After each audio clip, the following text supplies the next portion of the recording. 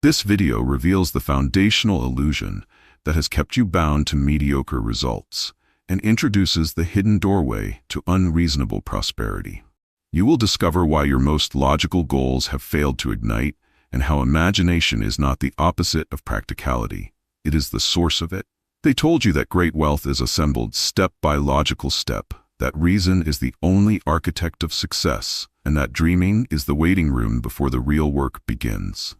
In this video, you will dismantle that myth sentence by sentence and witness how imagination, not calculation, has built every fortune, every empire, every life that breathes the air of unreasonable prosperity.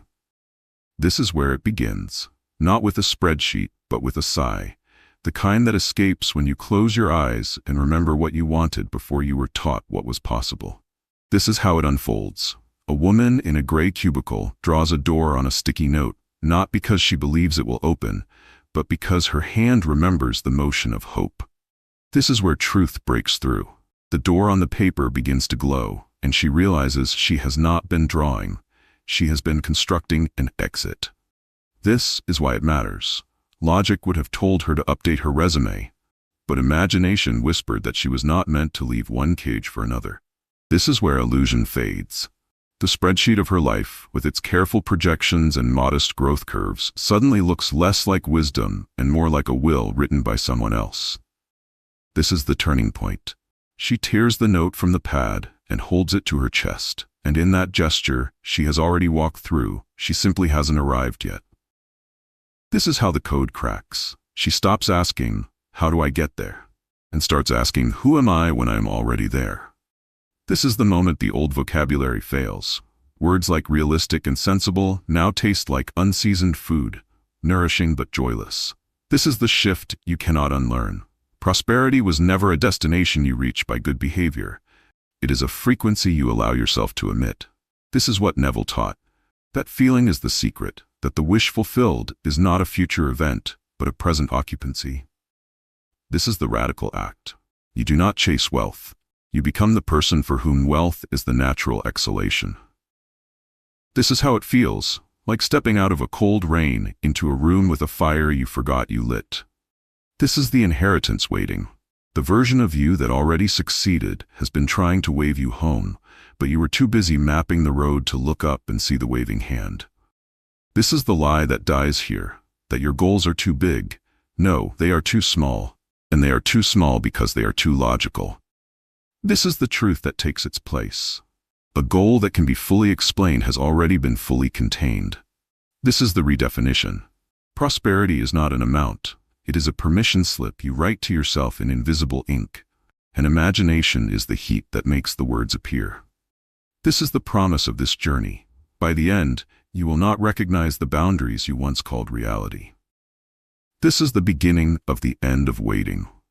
This is the first stroke of the code. This is where you stop asking for the door and realize you are the one who draws it. Picture for a moment a cathedral that was once only a geometry in a forgotten architect's fever dream, lines drawn in charcoal on parchment while the village slept and called him mad. This is how it begins, not with hammers, but with the silent insistence that stone could be persuaded to defy gravity.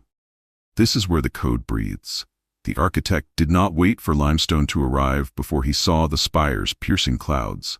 He saw them first, and the stone merely obeyed the vision. Now consider this. You have been trying to build prosperity with the tools of acquisition when the only tool is imagination. The chisel that works backward from finished form to raw material. This is how illusion crumbles. The wealthy did not accumulate first and imagine second. They imagined themselves wealthy, and accumulation became the awkward language of a translation already complete. This is the architecture you never learned.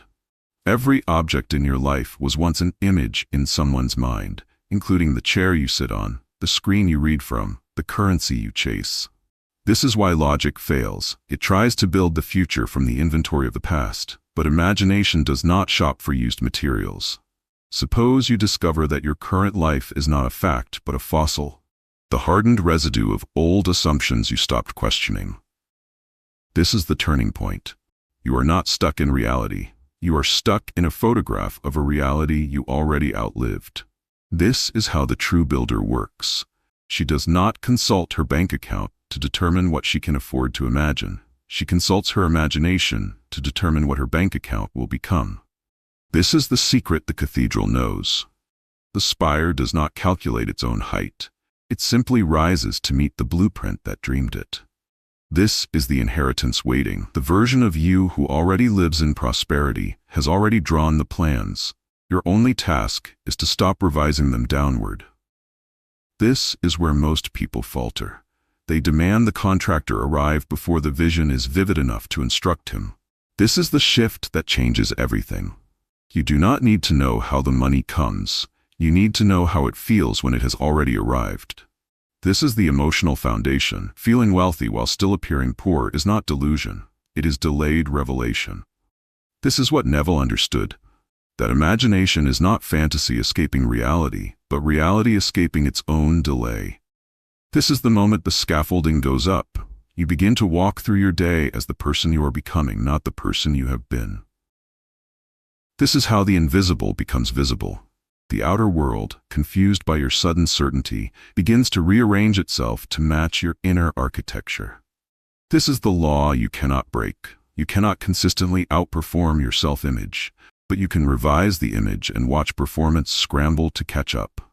This is why the logical goal is always too small. It is drawn with the trembling hand of someone who does not yet trust their own eyes.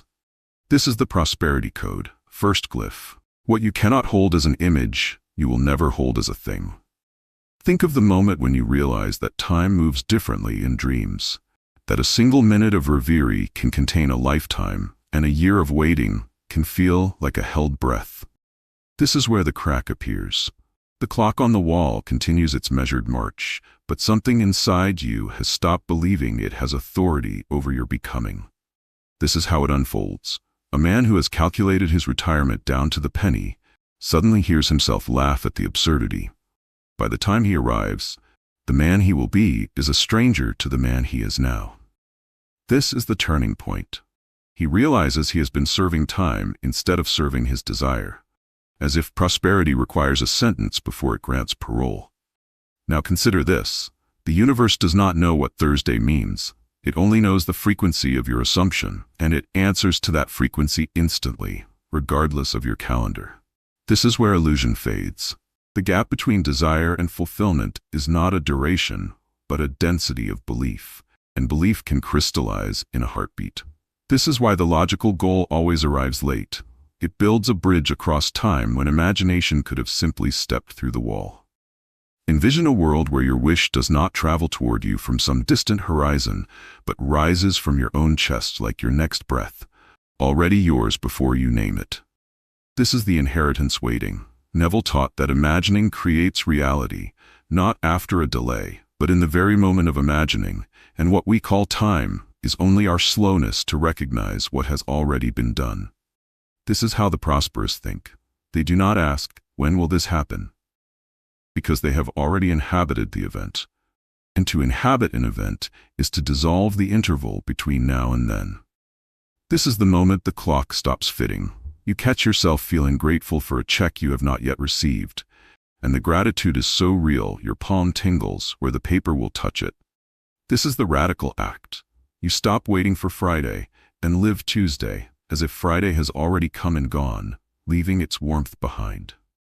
This is how the code accelerates, not by moving faster, but by refusing to move at all, standing still in the finished state while the world rearranges itself to catch up.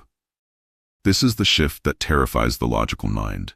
If time is not real, then no excuse is real, and the only thing standing between you and prosperity is your loyalty to a linear story.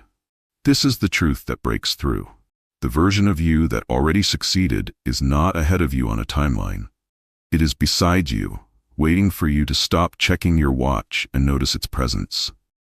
This is the emotional architecture. You do not manifest what you want, you manifest what you are, and what you are is not bound by chronological sequence.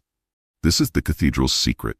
The architect saw the finished spires before the quarry yielded a single stone, and for him the cathedral was already complete. The centuries of construction were merely the echo of that original site.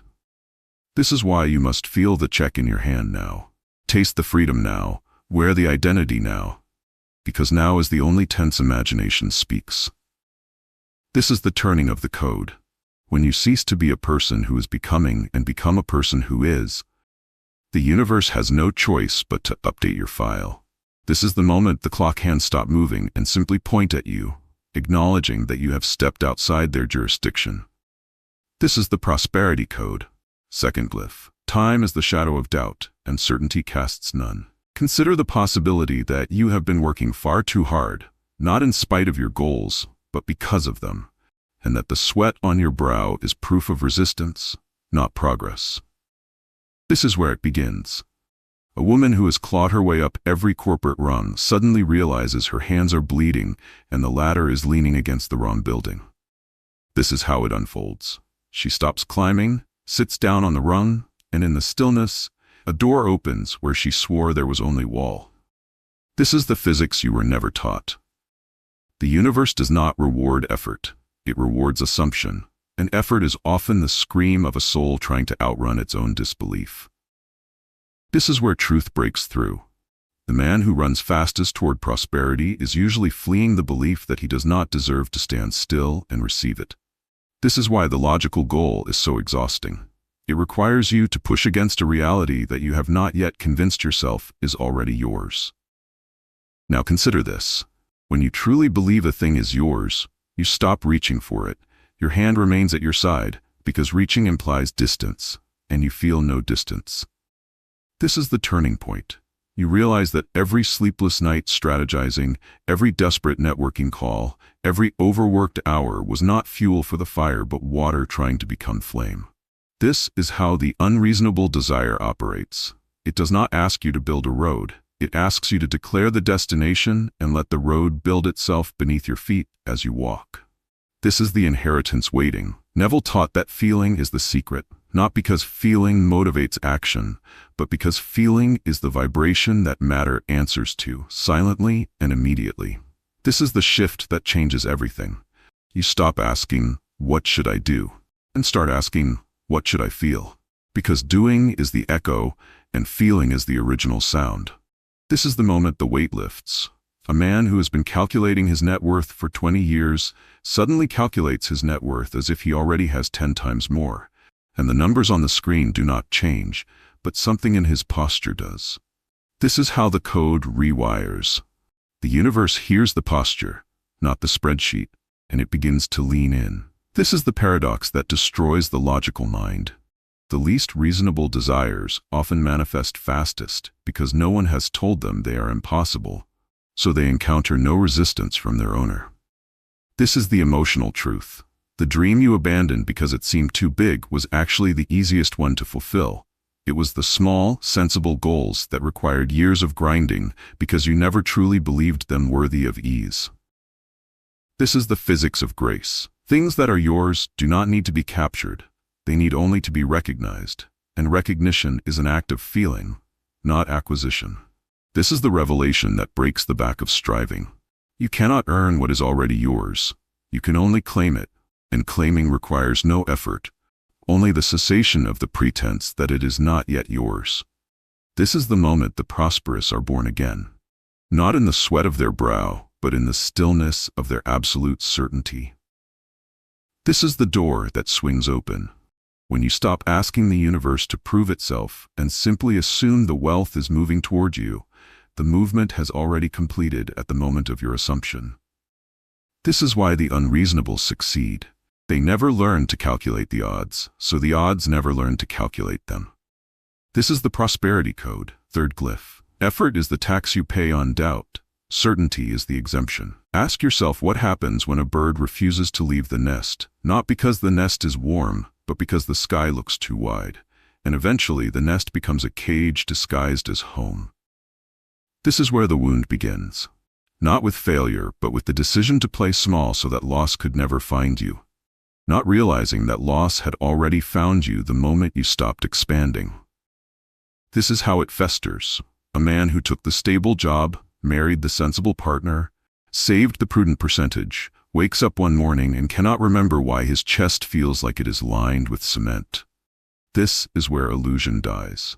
He has done everything right, and yet prosperity has passed him by. Not because he lacks wealth, but because he lacks the feeling of wealth, and feeling is the only wealth that matters. This is the sabotage you never named. Every time you chose the guaranteed path over the luminous one, you were not protecting yourself. You were slowly burying the version of you that could have flown. This is the turning point. You realize that safety is not the opposite of risk. Safety is the opposite of life, and you have been preserving a corpse of potential that never got to breathe. This is how the code betrays the cautious. The universe honors your dominant assumption, and if your dominant assumption is that safety is your highest value, the universe will safely ensure you never outgrow your container. Now consider this. The most prosperous people you admire did not achieve wealth despite taking risks. They achieved wealth because they were unwilling to accept the risk of never knowing who they could have become. This is the inheritance waiting. Neville taught that your imagination is your only safety, that the nest you build in consciousness is the only shelter that cannot be raided. But you have been building your nest in the branches of other people's approval. This is the moment the mask slips. You call your goals practical, but practical is the language of fear dressed in business casual, speaking in compound interest and diversification. This is the truth that burns. A logical goal is often just a dream that has been edited by a committee of your insecurities. This is the emotional cost you never calculated. Every year you spend in the job that does not fit, you are not just earning money, you are earning the slow suffocation of your imagination. This is the silent sabotage. You tell yourself you are building a foundation, but a foundation that never supports a structure is just a hole you keep digging. This is the shift that arrives like a wrecking ball. You realize that the security you have been chasing was never security at all. It was anesthesia, and you are waking up mid-surgery. This is how the prosperous escape. They do not leap from the cliff hoping for wings. They simply stop pretending the cliff is a home.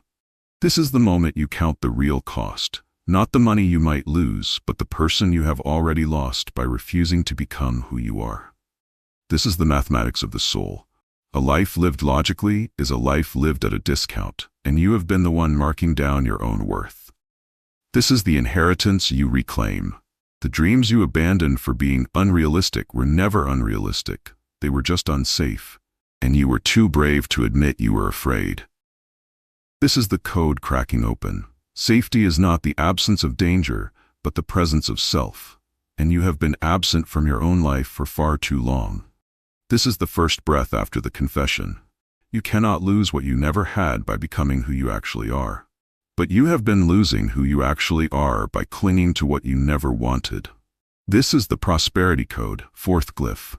The cage that protects you is the cage that defines you, and the key is not in the lock. It is in your willingness to outgrow the bars. Can you imagine a version of yourself that you abandoned so long ago that you no longer remember making the choice? A self that still lives in a parallel corridor of time, still reaching for the life you deemed impractical. This is where the haunting begins, not with ghosts that visit from the afterlife, but with selves that never got to live in this one, pressing their palms against the glass of your everyday existence. This is how it manifests. A woman who became an accountant because it was responsible catches herself sketching gowns in the margins of tax documents, the same gowns she drew at 12 before someone told her design was a hobby, not a career. This is where truth breaks through. The gowns are not doodles. They are letters from the person she refused to become, and every curve of the fabric is a sentence begging for reply. This is the turning point. She realizes that her prosperity has been measured in spreadsheets, but her wealth has been measured in the distance between her life and that sketchbook. This is the inheritance waiting. Neville taught that imagining creates reality, but you have been imagining the person you are not yet, instead of resurrecting the person you already were before the world edited you. This is the portrait hidden in the attic of your consciousness. The artist you silenced, the founder you talked out of founding, the traveler you convinced that home was safer than horizon. This is the moment the canvas breathes. You look at this abandoned self and realize they have not aged, have not compromised, have not forgotten the scent of the life you were meant to live. This is the grief you never allowed yourself, not for opportunities lost, but for selves murdered by your own sensible hand, buried in foundations you called security. This is the shift that splits the ground. You stop asking, "What should I do?" and start asking, "What would she do?" The she who never learned to calculate risk because she was too busy calculating joy. This is how the code resurrects. You do not create the prosperous self from nothing. You excavate it from the rubble of your own obedience. This is the emotional archaeology, brushing dust from the bones of a dream you buried alive, finding that it never stopped breathing, only waited. This is the confrontation you have avoided. The person you refuse to be is not angry at you. They are patient, knowing that you will eventually run out of excuses and return home. This is the homecoming you did not expect. Prosperity is not found in the future, but in the past, in the restoration of a self you prematurely canceled. This is the moment the portrait speaks. I am not your failure. I am your origin. You do not need to become me. You need to admit you never stopped being me. This is the truth that dismantles the logical life. Every sensible achievement you have accumulated is meaningless if it was earned by the betrayal of your own nature. This is the renegotiation. You do not abandon your current life to resurrect this self. You invite this self to renovate your current life from within. This is the fusion that creates the prosperous identity. The practicality you developed and the imagination you suppressed finally marry, and their offspring is a life that is both grounded and luminous. This is the moment the glass shatters. The parallel self steps through the corridor and merges with you, and suddenly you remember you never actually lost them. You just stopped listening. This is the prosperity code, fifth glyph. The person you are trying to become is already standing behind you, waiting for you to stop looking ahead and turn around. Suppose you discover that the entire architecture of your planned future is a beautiful forgery, a painting you copied from someone else's life and signed with your own trembling name. This is where the fire catches, not with anger, but with the quiet realization that you have been curating a museum of other people's expectations and calling it your legacy. This is how it spreads. A man who spent 15 years building a portfolio of sensible investments suddenly cannot remember why he wanted any of it, only that he was told wanting it was wise. This is the turning point. He sits before his computer, the glow of the spreadsheets illuminating his face like a confessional flame, and he begins to delete. This is the inheritance waiting. Neville taught that you must let go of the old man and his works. But no one told you that the old man's works include the 5-year plan you laminated and framed. This is the moment the numbers blur. The projections, the growth curves, the diversification strategies, they all dissolve into pixels, and behind them, he sees his own reflection, younger than he remembers. This is the emotional arithmetic. He calculates the cost of every hour spent maintaining this edifice and realizes the compound interest of his own absence from his own life. This is the ceremonial burning, not of literal paper, but of the assumption that a future mapped by logic can ever lead to an unreasonable destination. This is the shift that feels like falling. He releases the belief that financial safety is the same as prosperity, and in the release, he does not crash, he floats. This is the paradox of destruction. The spreadsheets were never protecting him, they were anchoring him, and the burning is not loss, but ballast released. This is how the code purifies.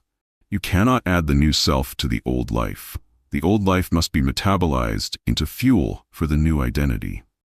This is the moment you recognize your own hand on the match. You are not a victim of circumstance. You are an arsonist of your own limitations, and the fire is your liberation. This is the confession that rises with the smoke. You built this fortress because you were afraid of the wilderness. But the fortress became a tomb, and you have been walking its corridors as a ghost of your own potential. This is the emotional temperature. The heat of the burning is not painful. It is the warmth of returning blood to a limb that fell asleep years ago. This is the truth that emerges from the ashes. A goal that can be perfectly projected on a spreadsheet is a goal that has already been perfectly contained, and you were not meant to live inside a container. This is the inheritance you reclaim. The wild, unreasonable desires you locked in the basement of your consciousness while you entertained sensible guests upstairs. This is the moment the walls come down. You realize that the spreadsheet was not a map to prosperity. It was a fence around your imagination, and you have been paying the mortgage on a prison. This is the liberation that terrifies the logical mind. If you are not climbing toward a predefined summit, you are free to wander, and wandering is where discovery lives. This is the first breath after the collapse. The air tastes different when you are not inhaling dust from a future you were building, but never intended to inhabit. This is the prosperity code. Sixth glyph. What you are willing to destroy reveals what you are finally ready to become. Envision a world where every object that surrounds you was once a silent conversation between someone's imagination and their nervous system. A conversation that became so convincing that matter surrendered and took the shape of the thought. This is where the geometry begins. Not with action, but with the microscopic adjustments of the body to a reality that has not yet occurred, but is already believed. This is how it unfolds. A woman who desires wealth does not simply think about money. She adjusts the curve of her spine as if she already carries the weight of abundance lightly, as if prosperity is not a burden, but a natural extension of her posture. This is the turning point. She notices that her breathing changes when she assumes her wish is fulfilled. Slower, deeper, the respiration of a woman who has nothing to prove and nothing to chase. This is the inheritance waiting. Neville taught that imagining creates reality, but he also taught that imagination is not ethereal. It is physiological, a literal rewiring of the body's expectation of the world. This is the secret the prosperous know. They do not wait for the bank account to change before they change their breathing. The breathing is the down payment. This is the geometry of a wish made flesh. You must feel the pen in your hand signing the contract, the fabric of the new suit against your shoulders, the weight of the keys in your palm, before the contract exists, before the suit is cut, before the door is built. This is how the code encodes. Your senses do not know the difference between a vividly imagined event and a physically experienced one, and the universe responds to the sensory data, not the timestamp. This is the moment the blueprint becomes load-bearing.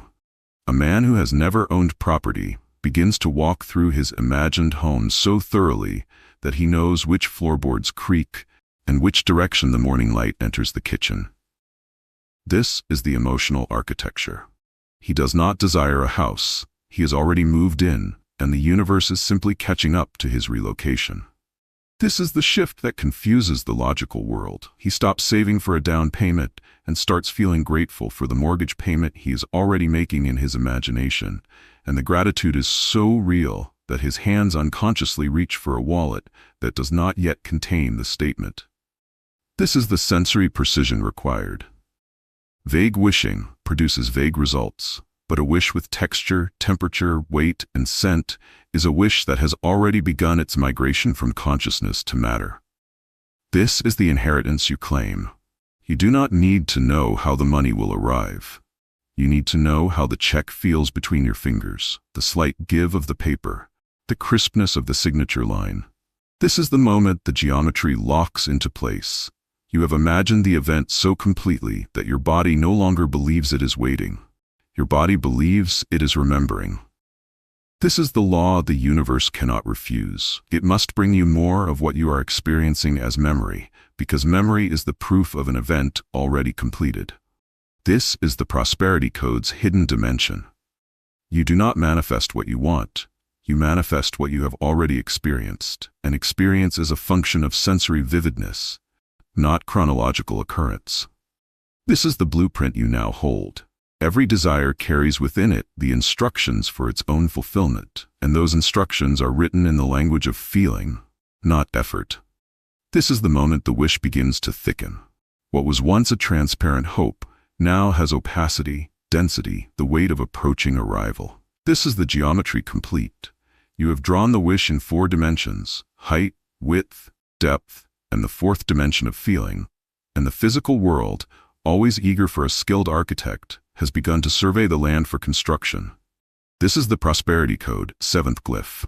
A wish imagined with the senses is a wish already delivered, The delay is only the shipping time of your own certainty. Think of the moment when you recall a past triumph, and your body responds as if it is happening now. The warmth spreading across your chest, the involuntary smile, the straightening of your spine.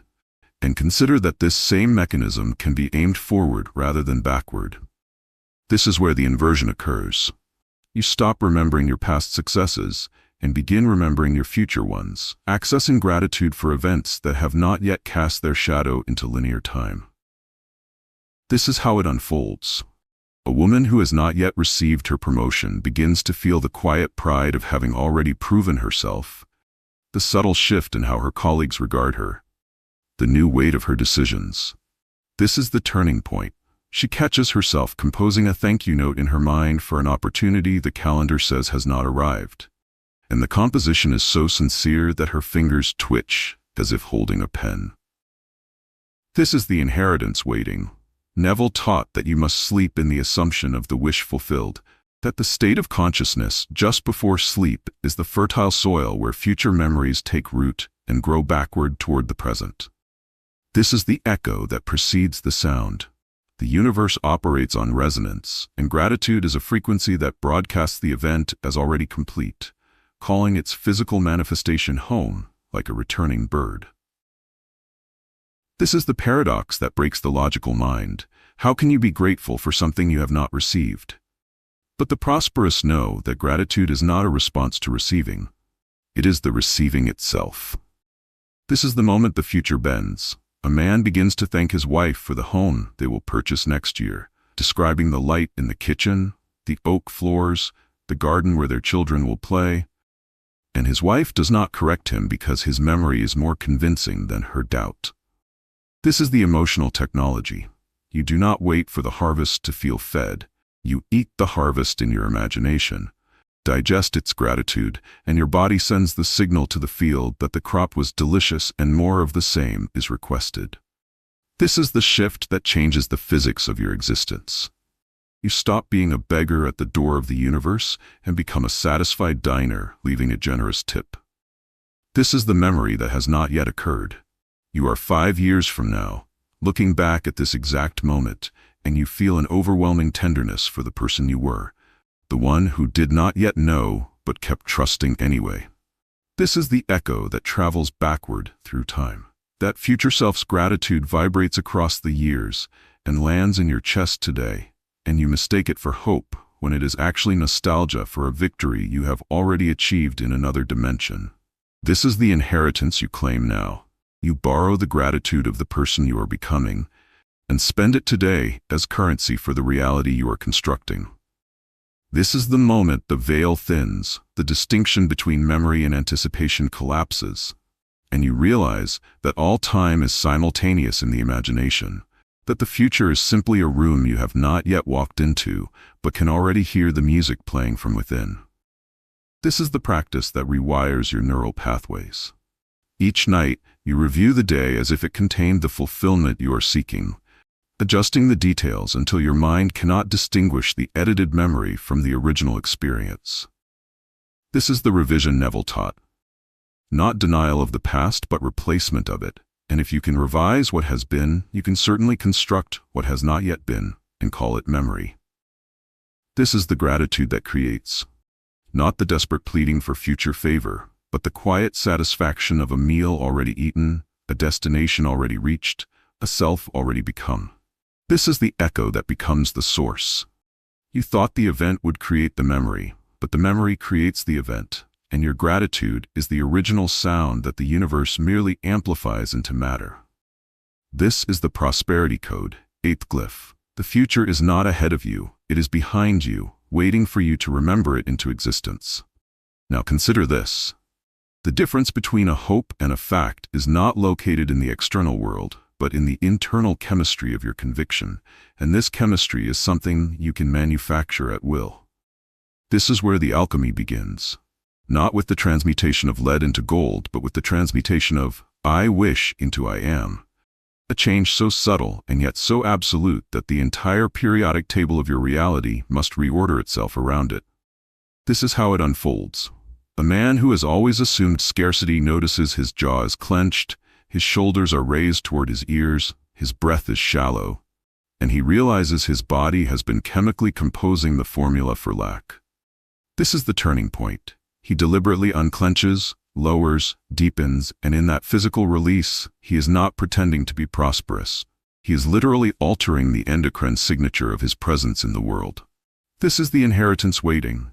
Neville taught that assumption, persisted in, hardens into fact.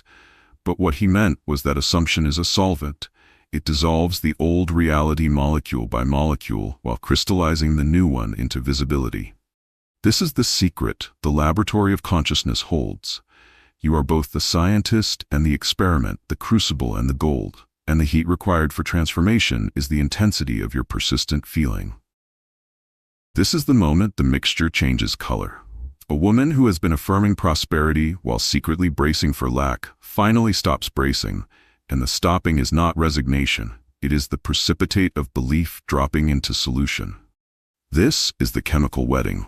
Your inner assumption and your outer expression must marry, and the ceremony is conducted in the silence of your midnight thoughts, witnessed only by your own nervous system. This is the compound you are synthesizing, certainty, which is not the absence of doubt but the presence of a commitment so complete that doubt becomes irrelevant, like a single candle in a vast darkness that nonetheless illuminates the entire room. This is the alchemical vessel, your imagination, where base mental ore is subjected to the fire of persistent feeling until it emerges as the gold of physical manifestation. This is the impurity that must burn away. The assumption that you are separate from your desire, that it exists somewhere outside you and must travel inward across the distance of time and effort. This is the purification. You realize that the desire is not something you are pursuing, but something you are becoming, and becoming requires no journey, only recognition. This is the moment the metal runs liquid. The old identity, with its calcified beliefs about what you deserve and what is possible, begins to melt under the sustained temperature of your new assumption. This is the mold you prepare. The shape of the person you are becoming, poured while molten and held steady until it hardens into unshakable form. This is the cooling process. The world tests your new shape, taps it with the hammer of disappointment and delay, listens for the ring of hollowness, and finds only the dense resonance of absolute conviction. This is the proof the alchemist recognizes, not that the gold has appeared in your hand, but that you no longer reach for lead, that your fingers have forgotten the texture of hoping, and now remember only the weight of having. This is the transmutation complete. What was once a desperate wish is now a settled fact in your consciousness. And the physical world, ever a faithful copyist, has begun to trace the outlines of your inner certainty. This is the inheritance you now possess, the knowledge that you are not at the mercy of circumstance, but are the circumstantial cause, that your assumption is not a prediction of your future, but the raw material of your present being shaped into form. This is the alchemy's final secret. You do not change what you have, you change what you are. And what you are determines what you have, with the unerring accuracy of a chemical law. This is the prosperity code, 9th glyph.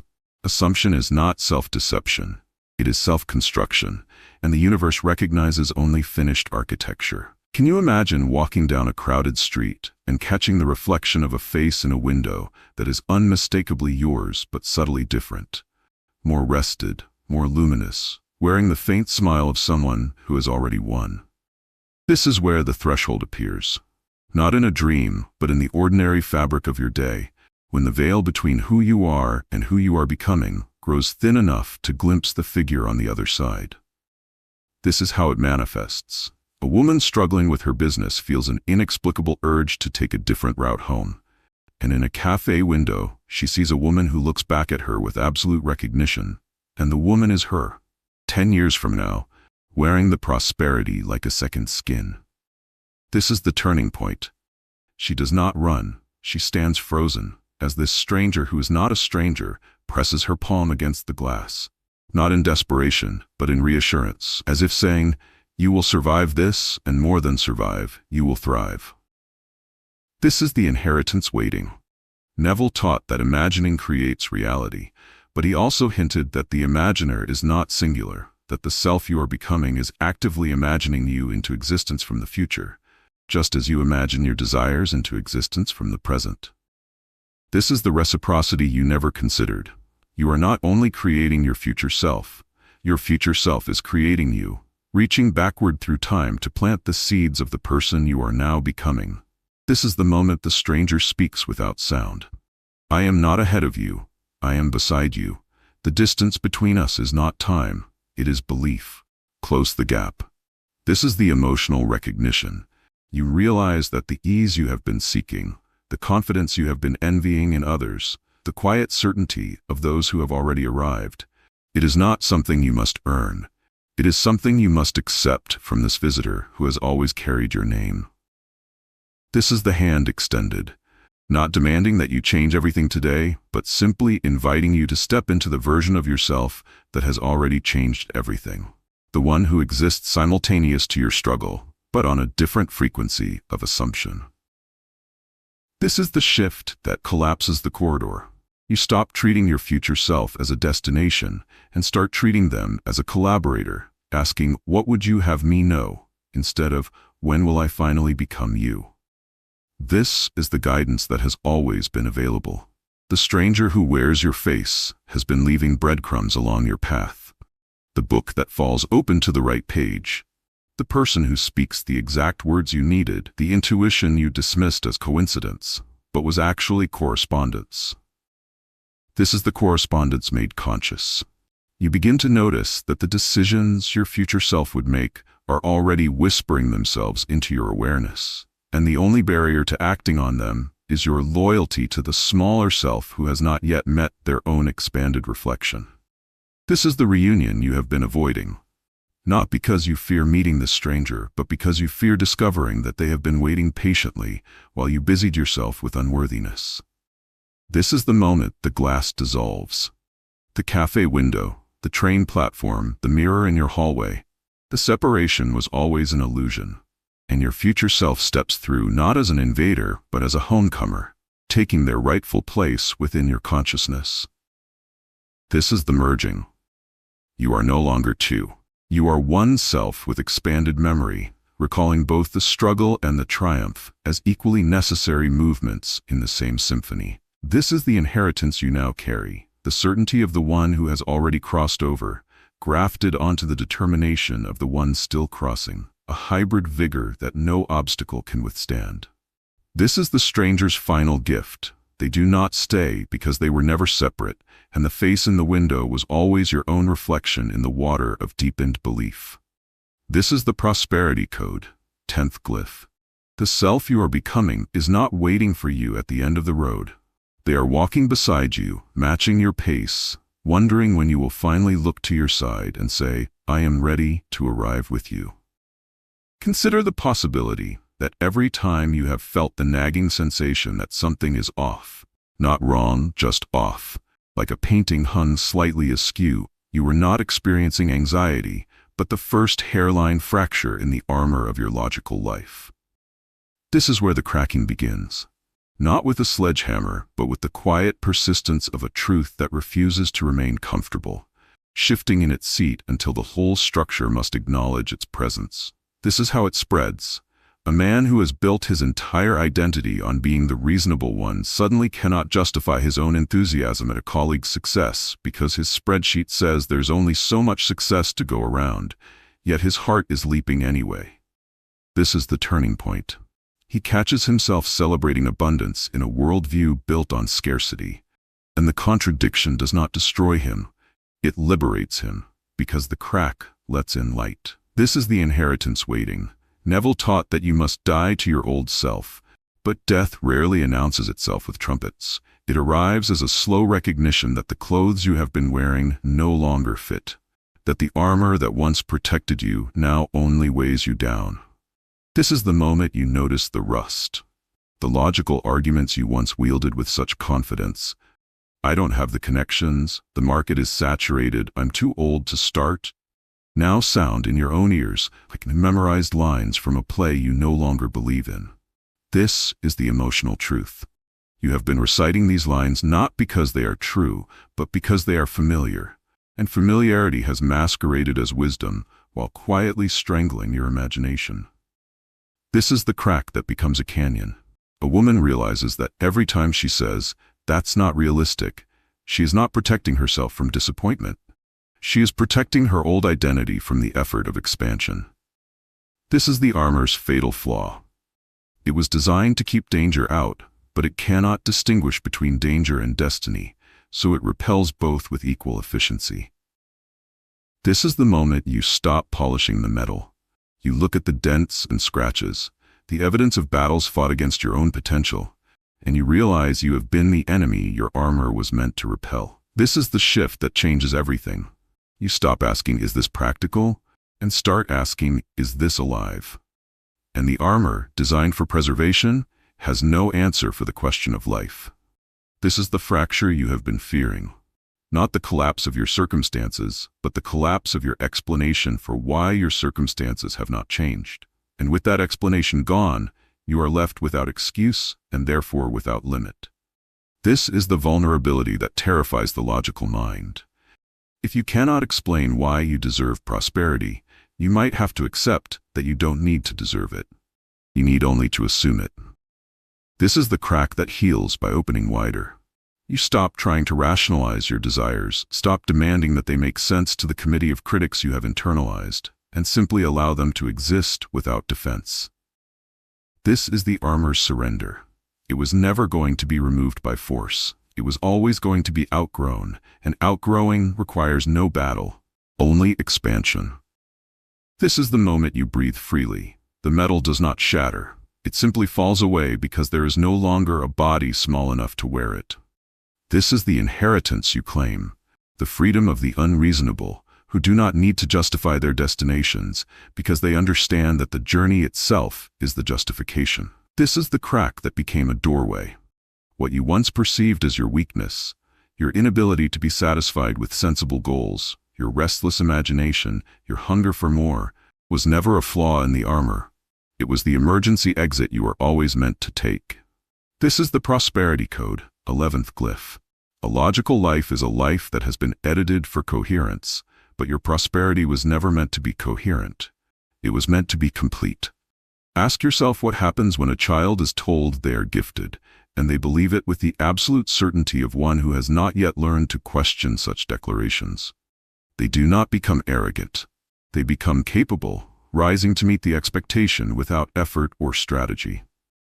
This is where the inheritance was stolen.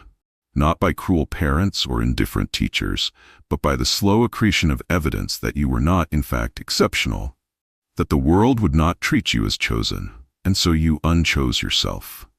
This is how it compounds. A woman who was told she could be anything spends 30 years proving she can be adequate, mistaking the absence of failure for the presence of success, and never noticing that she's been spending down a fortune she never learned to access. This is the turning point.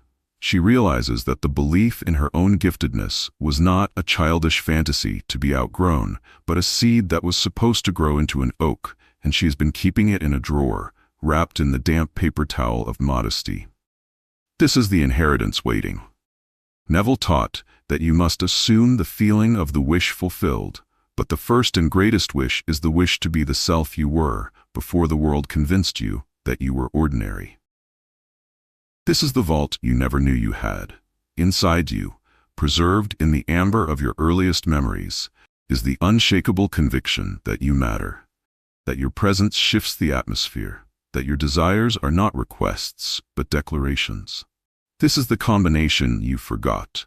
It is not your achievements that prove your worth. It is your worth that makes your achievements inevitable, and you have been trying to build the mansion from the roof down. This is the moment the tumblers click. A man who has spent decades proving his value through productivity suddenly stops, exhausted, and in the silence hears a voice from childhood, his own, saying, "I am enough."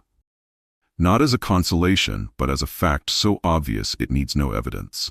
This is the wealth that cannot be taxed, the knowledge that you do not need to earn the right to desire abundantly, that desire itself is proof of eligibility, and that the universe does not require references.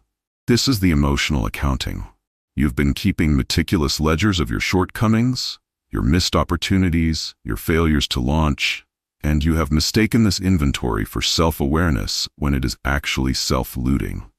This is the audit you have been avoiding. If you are not inherently worthy of prosperity, then no amount of achievement will ever be enough, and you have been running on a treadmill that was never connected to the destination. This is the shift that stops the race. You step off the treadmill, not because you have arrived, but because you realize you never needed to run to be worthy of arrival. This is the inheritance released, the belief that you are not becoming worthy. You are remembering worthiness, and remembering requires no effort, only the cessation of forgetting. This is the moment the vault door swings open. The light that spills out is not gold but recognition. The recognition that you have always been the heir to a fortune you were told you must earn.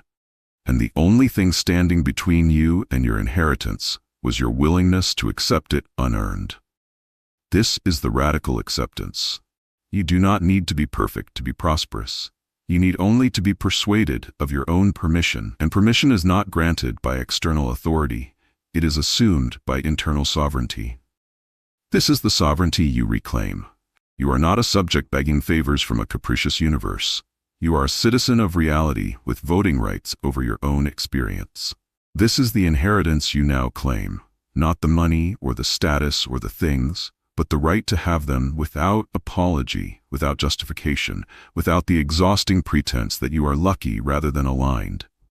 This is the wealth that multiplies. When you stop treating your desires as requests for approval and start treating them as expressions of your nature, the universe stops treating you as a petitioner and starts treating you as a source.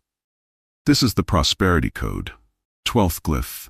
The only inheritance that matters is the one you bequeath to yourself, and the signature on the document is not your name.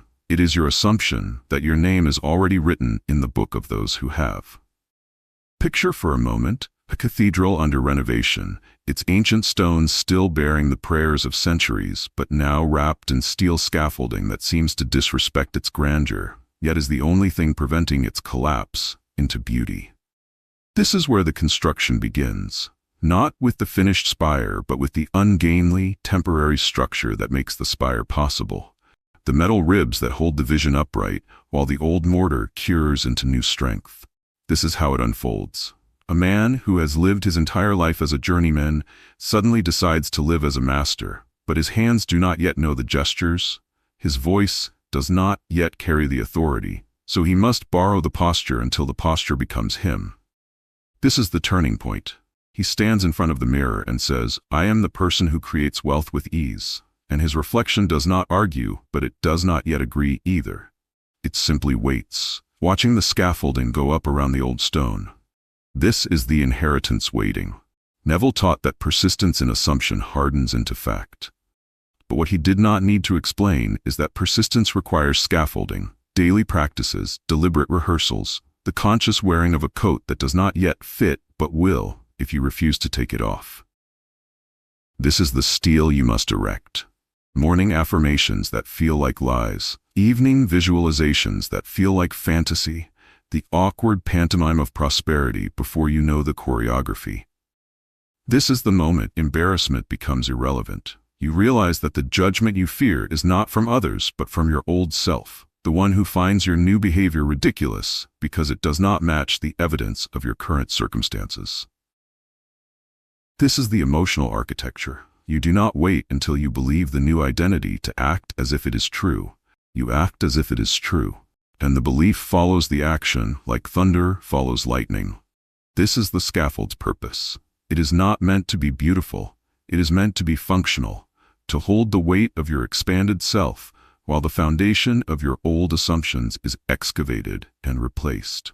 This is the shift that feels like acting. A woman who has never felt wealthy begins to speak as if she is, to walk as if she is, to make decisions as if she is, and her performance is so consistent that the distinction between acting and being begins to blur. This is the paradox of becoming. You cannot become what you are not willing to pretend to be, because pretending is the soul's way of trying on reality before purchasing it. This is the moment the scaffold becomes unnecessary. You reach for the affirmation card one morning and realize you have not looked at it in a week because you have been living the affirmation, breathing it, thinking from it, rather than thinking about it. This is the gradual removal. One day you notice that the steel beams are no longer bearing weight because the stone has learned to stand on its own, reformed into a new architecture that remembers its original strength but expresses it differently. This is the inheritance you have built. Not the finished identity, but the structure that supported you while you grew into it. And now you can dismantle the scaffolding plank by plank, grateful for its service, but no longer dependent on its support. This is the moment you recognize the cathedral. You look at yourself and do not remember when the pretending stopped and the being began. Only that at some invisible threshold, you crossed from rehearsal to performance, from performance to presence. This is the emotional completion. The new identity is no longer new, it is simply you, and the awkwardness has been replaced by the ease of inhabitation. The coat now draped perfectly across your shoulders, as if tailored specifically for your frame. This is the scaffold's final gift. It taught you that you could be the architect of your own becoming, that you did not need to wait for permission or evidence or the approval of your former self. This is the freedom you now wear, the knowledge that all identity is constructed, that the self is not discovered but created, and that you have the blueprints and the tools and the steady hands required for the work.